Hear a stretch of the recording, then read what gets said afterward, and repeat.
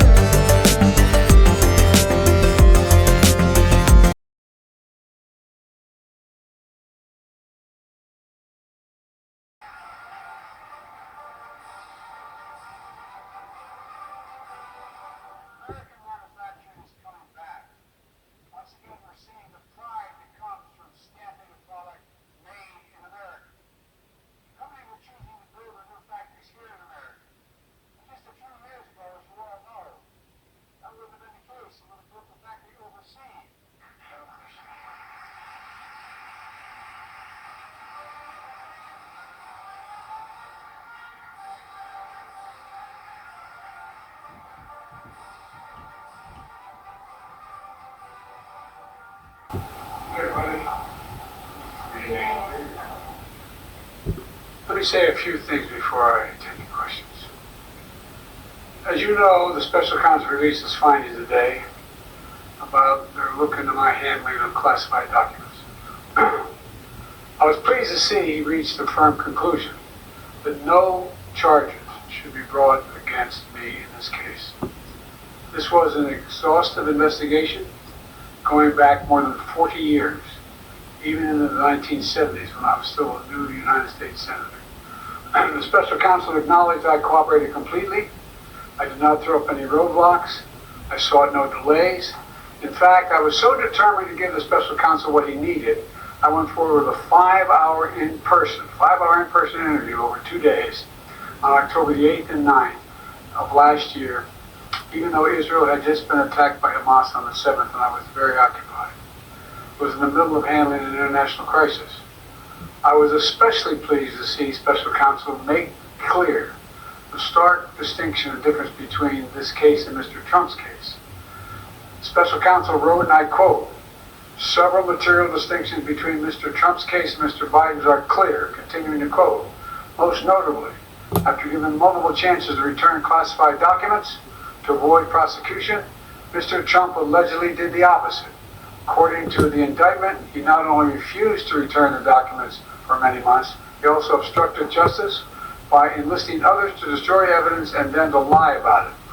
In contrast," he went on to say, "Mr. Biden turned in classified documents to the National Archives and the Department of Justice, consented to the search of multiple locations, including his home, sat for a voluntary interview, and in other ways cooperated with the investigation," end of quote. I've seen the headlines since the report was released about my willful retention of documents. These assertions are not only misleading, they're just plain wrong. On page 215, if you had a chance, I know it's a thick document. On page 215, the report of the special counsel found the exact opposite. Here's what he wrote. "There is in fact a shortage of evidence that I willfully retained classified materials related to Afghanistan." On page 12, the special counsel also wrote, for another documents, "The decision to decline criminal charges was straightforward. The evidence suggests that Mr. Biden did not willfully retain these documents. The evidence said I did not willfully retain these documents." In addition, I know there's some attention paid to some language in the report about my recollection of events. There's even reference that I don't remember when my son died. How the hell dare he raise that? Frankly, when I was asked the question, I thought to myself, it wasn't any of their damn business. Let me tell you something. Some of you have commented, I wear since the day he died, every single day, the rosary he got from Our Lady of day we hold a service remembering him, attended by friends and family and the people who loved him. I don't need anyone. I don't need anyone to remind me when he passed away or when he passed away. Simple truth is I sat for a 5-hour interview over 2 days of events, going back 40 years. At the same time I was managing an international crisis, their task was to make a decision about whether to move forward with charges in this case. That's their decision to make. That's the counsel's decision to make. That's his job. They decided not to move forward. For any extraneous commentary, they don't know what they're talking about. It has no place in this report. The bottom line is the matter is now closed. I'm going to continue what I've always focused on, my job of being President of the United States of America. Thank you, and I'll take some questions. President Biden, something the special counsel said in his report is that one of the reasons you were not charged is because, in his description, you are a well-meaning elderly man with a poor memory. I'm well-meaning, I'm an elderly man, and I know what the hell I'm doing. I'm the president, I put this country back on its feet. I don't need his recommendation. How bad is your memory, and can you continue as president? My memory is so bad I can let you speak. That's Has your memory gotten worse, Mr. President? My memory is not good. My memory is fine. My memory, take a look at what I've done since I become president. None of you thought I could pass any of the things I got passed. How's that happen? You know, I guess I just forgot what was going on. Mr. President. Voters have concerns about your age. How are you going to assuage them? Did you fear that this report is only going to fuel further concerns about your age? Only by some of you. Mr. President, for criminal liability today, do you take responsibility for at least being careless with classified material? I take responsibility for not having seen exactly what my staff was doing. If it goes in and points out things that appeared in my garage, things that came out of my home, things that were moved not by me, but my staff.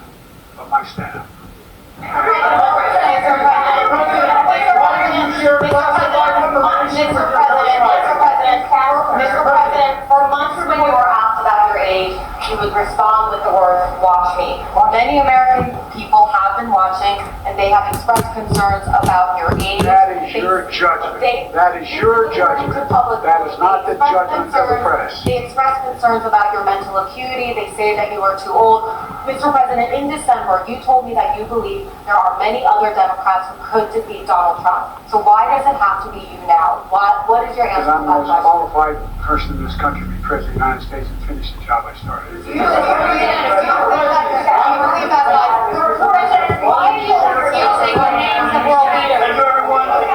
I did not share classified information. I did not share it. With my ghostwriter, I did not. Guarantee you did not. But the special counsel said it. Well, I did not say that. He did not say that. Mr. President, Let me answer your question. The fact of the matter is, what I didn't want repeated, I didn't want him to know, and I didn't read it to him, was I had written a long memorandum to President Obama why we should not be in Afghanistan.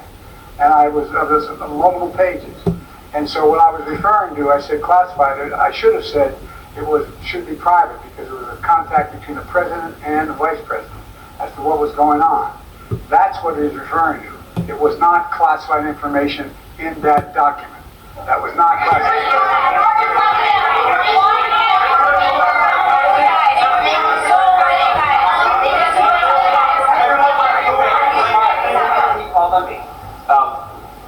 When you look back at this incident, is there anything you would do differently now? And do you think that a special prosecutor should have been appointed in the first place in both of these cases?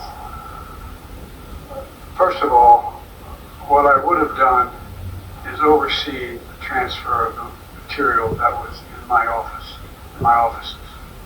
I should have done that. If I go back, I didn't have the responsibility to that. That was my staff was supposed to do that, and they referenced that in the report. And my staff did not do it in a way that, for example, I didn't know how half the boxes got in my garage.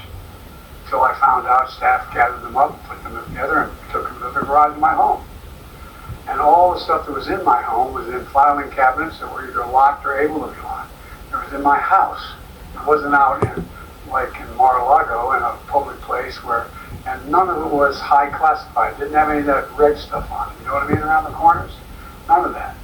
And so I wish I had paid more attention to how the documents were being moved and where.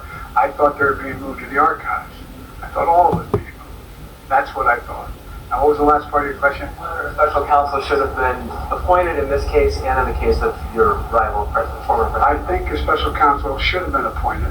And the reason I think a special counsel should have been appointed is because I did not want to be in a position that they looked at Trump and weren't going to look at me, just like they looked at the vice president. And the fact is they made a firm conclusion. I did not break the law. Period. Thank you all very much.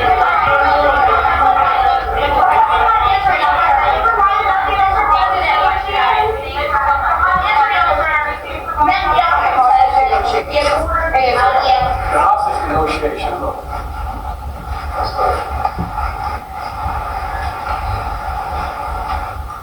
I'm of the view, as you know, that the conduct of the response in the Gaza Strip has been over the top. I think that, as you know, initially, the President of Mexico, Sisi, did not want to open up the gate to allow humanitarian material to get in. I talked to him. I convinced him to open the gate. I talked to Bibi to open the gate on the Israeli side. I've been pushing really hard, to get humanitarian assistance into Gaza. There are a lot of innocent people who are starving, a lot of innocent people who are in trouble and dying, and it's got to stop, number one. I was also in the position that I'm the guy that made the case that we have to do much more to increase the amount of material going in, including fuel, including other items. I've been on the phone with the Qataris, I've been on the phone with the Egyptians, I've been on the phone with the Saudis to get as much aid as we possibly can into Gaza. There are innocent people, innocent women and children who are also badly needed help. And so that's what we're pushing. And I'm pushing very hard now to deal with ceasefire because, I've been working tirelessly in this deal. How can I say this without revealing it? To lead to a sustained pause in the fighting, in the actions taking place in the Gaza Strip. And because I think if we could get the delay for that, the initial delay, I think that we would be able to extend that so that we could increase the prospect that this fighting in Gaza changes. There's also negotiations.